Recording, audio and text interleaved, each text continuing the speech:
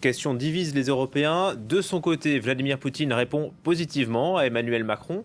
Bonjour Paul Gogo, on vous retrouve à Moscou. Le Kremlin voit d'un bon œil l'initiative de Paris.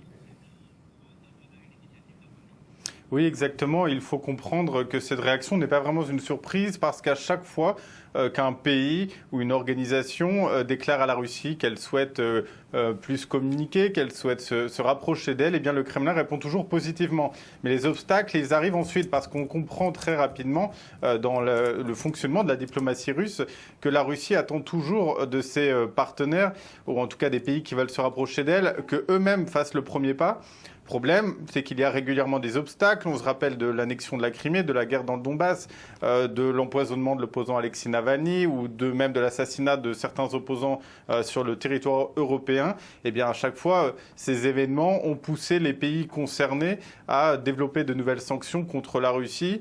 Et donc, le dispositif repart de zéro et les sanctions bloquent la Russie, bloquent la réflexion aussi côté européen qui ne sait plus comment parler à la Russie. On l'a très bien vu lorsque Emmanuel Macron, au début de son mandat, a déclaré, comme vous venez de le rappeler, qu'il fallait reparler avec la Russie, qu'il fallait se rapprocher de la Russie.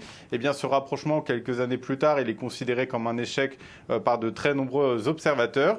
C'est une nouvelle tentative du président français, en s'appuyant cette fois-ci sur l'Union européenne, de se rapprocher de la Russie, le tout en s'appuyant sur ces nouvelles relations entre les États-Unis et la Russie. On saura donc dans les semaines et les mois qui viennent si d'autres événements viennent entacher cette volonté de rapprochement ou si les pays parviennent enfin à discuter entre eux.